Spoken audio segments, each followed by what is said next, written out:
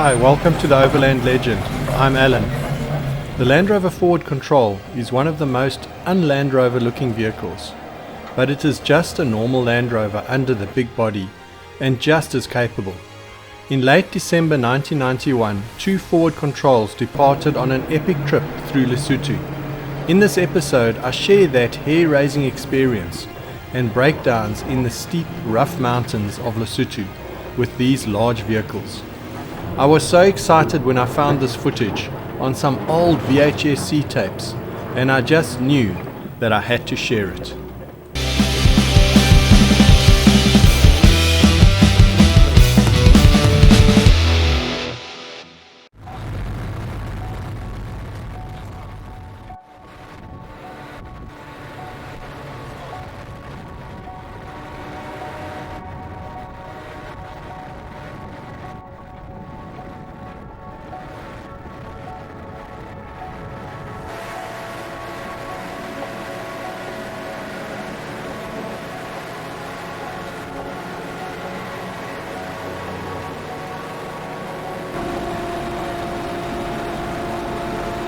In late 1991, I had travelled to the USA on a working holiday, where I spent several months travelling across the USA. So I was not on this trip, but I remember many fond trips in this Forward Control as a teenager. My parents had built up this ex-military Forward Control into a dedicated camper, as our original Series 2A long wheelbase had gotten a bit small for all of us to fit into. On this trip, they also had taken my grandmother Omasari, who was a seasoned overlander. My brother Brian was on this trip and did a lot of the driving. I chatted to him recently about it. Because I've got some video that I'm working on where you did a trip in the Forward Control. Yeah, that was when we went with Jan Forster. Yeah. And in the early version of Dipley. Yes, correct. So it was the South African version of Dipley, I think. Yes. Anyway, so we went with him, and it was me with the folks in the Forward Control. And that was quite, because when I look at that video, I mean, some of those hills and those to drive down those things in the Forward Control. No, it was crazy, hey? It was crazy. It's quite hectic. It's serious, yeah. No.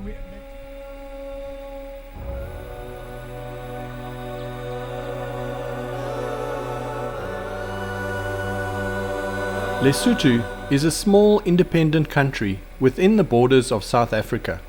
The Kingdom of Lesotho is situated in the Maluti Mountains, with a population of 2 million people, covering 30,000 square kilometers. It's famous for its steep mountain passes and rugged roads. The lowest point is only 1,400 meters, and 80% of the country is above 1,800 meters.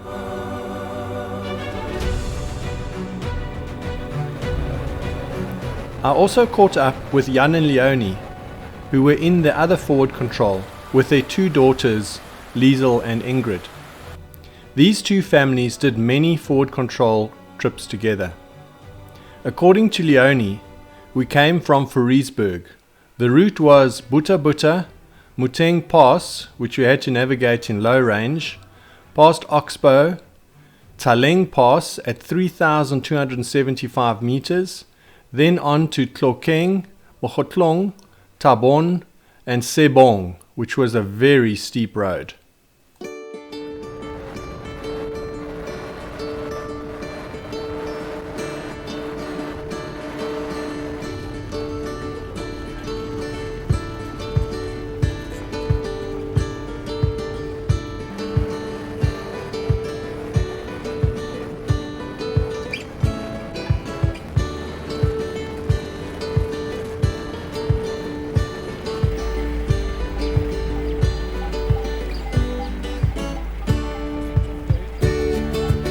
My mother Ina was always full of ideas on these trips, and Leonie relayed the story about the idiot cards.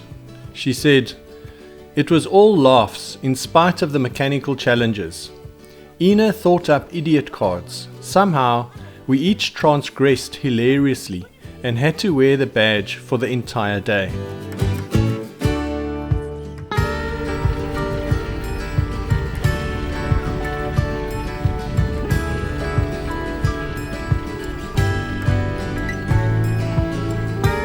Camping and travelling in Lesotho is quite a unique experience. There are very few established places to camp, yet there are many beautiful spots to camp, on hilltops, on hillsides, or next to the many streams, all of them with amazing views and a distinct sense of wilderness.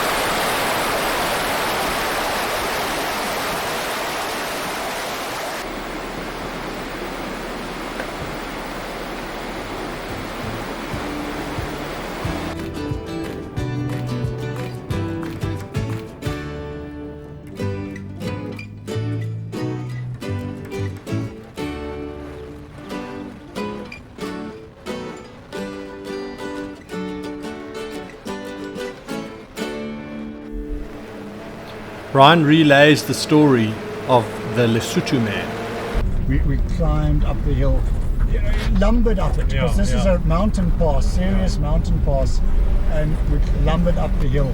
And there's this Lesotho man comes to us, but he's wearing standard Lesotho garb. He's got his knopkerrie, he's got his weird little Lesotho hat and a blanket, and his dog.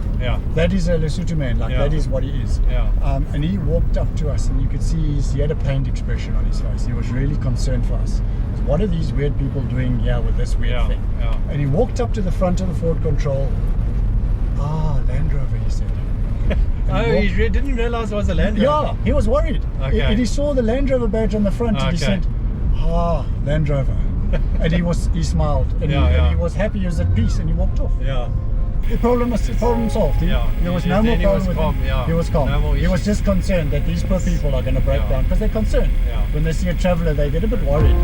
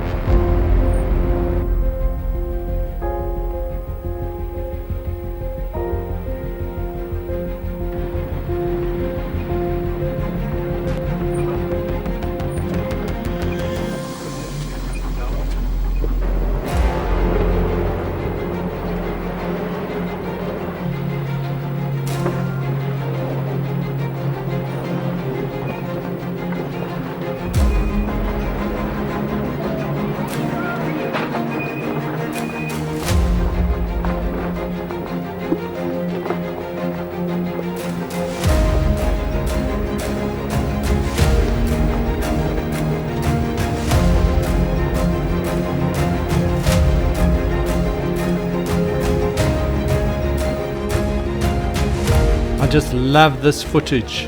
Just listen to how this vehicle labors down this hill in first gear, low range, as it controls its speed, the creaks, the cracks, the crunches. It's just incredible.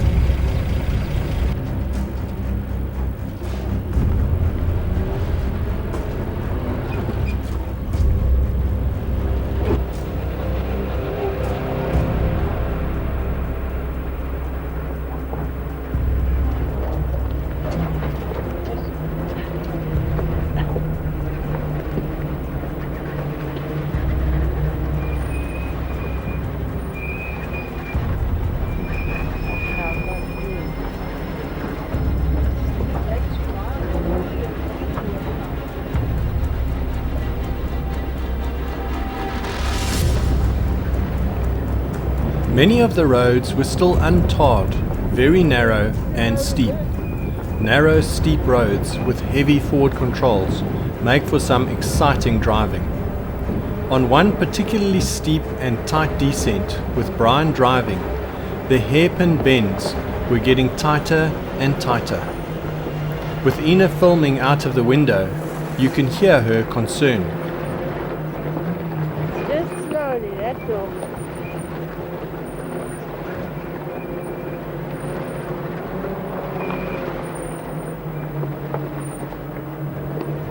Slowly, below.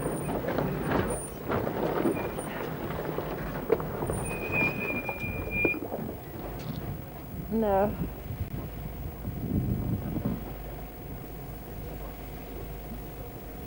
Near the bottom, suddenly it looks like they won't make it. Yeah, you The hairpin bend is just too tight and the approach was too fast. Don't you want to just go back, try and go back one?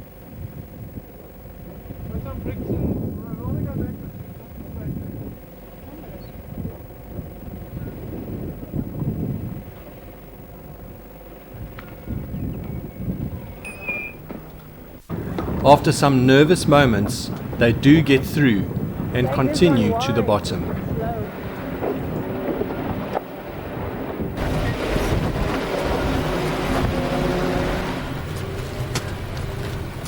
Here you can see Terence holding the low range lever in place, just in case, because if it slips out, it's the last thing you need.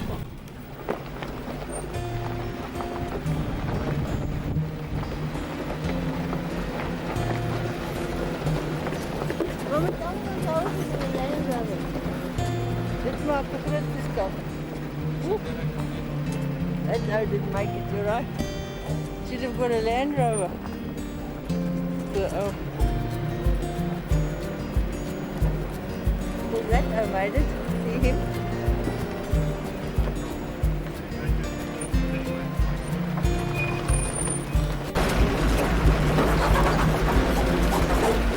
Oh, is this the right road?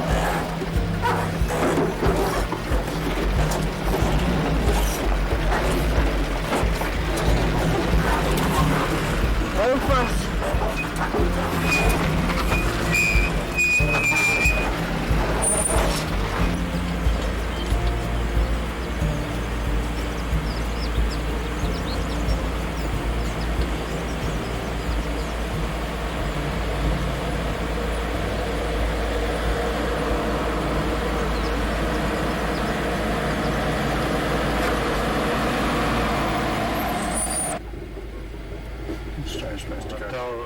Passing on these narrow roads is not always easy, and often a challenge in itself. Encountering broken vehicles is also not uncommon. If you break down in these mountains at the wrong time, it could be fatal, and you could be in for a long wait before any help arrives.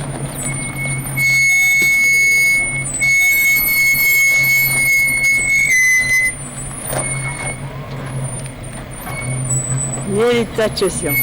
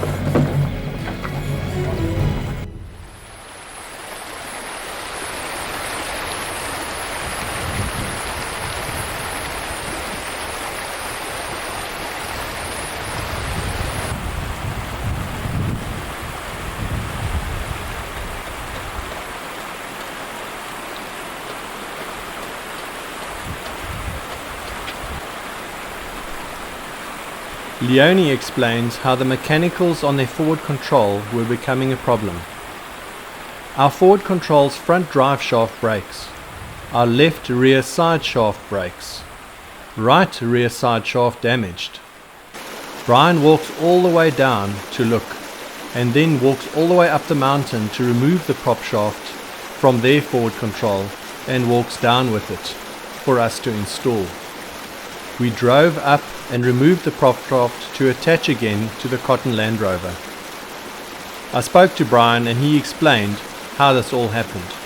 Climbing that forward control up the hill is a problem. Now we had the standard 2.6 forward control. Yes. Okay, so stock standard, nothing different, no extra power, no bugger all, standard vehicle. Jan, on the other hand, had a 4.1 chef motor. Yes. Okay. Yes. Which is like way more than double, triple, 4 times more power than a 2.6. And his vehicle weighed, on that trip, it weighed 5 tons odd. Yeah. It was plenty.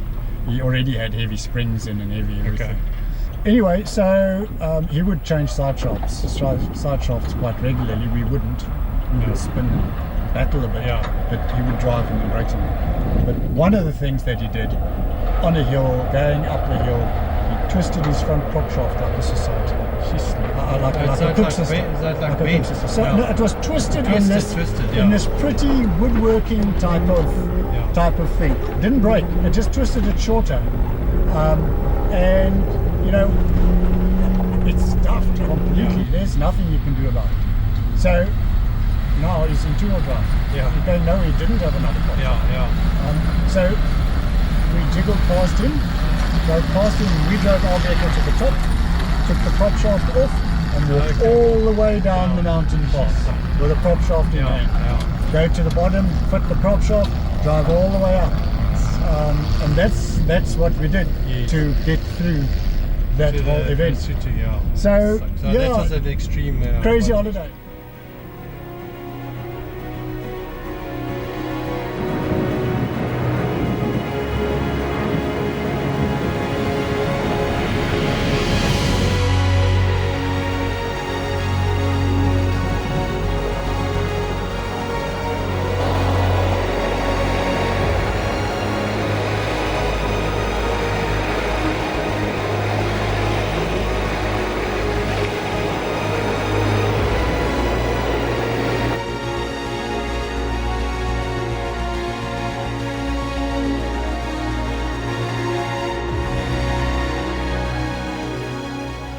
Leonie goes on to explain the last few days of the trip.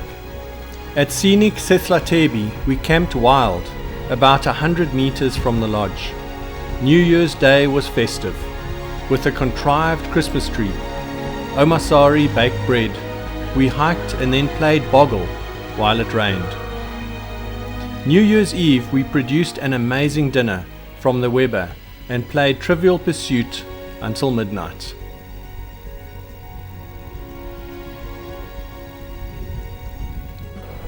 After 2 weeks in the mountains, the two forward controls exited Lesotho into Natal at Hillside Camp. Leonie leaves us with some memories from this amazing trip. At Hillside Camp, all 6 went horse riding. After supper, we sat on the grass around the campfire and decided that the best place for dirty plastic dishes and cutlery would be wherever they landed, when we threw them over the left shoulder.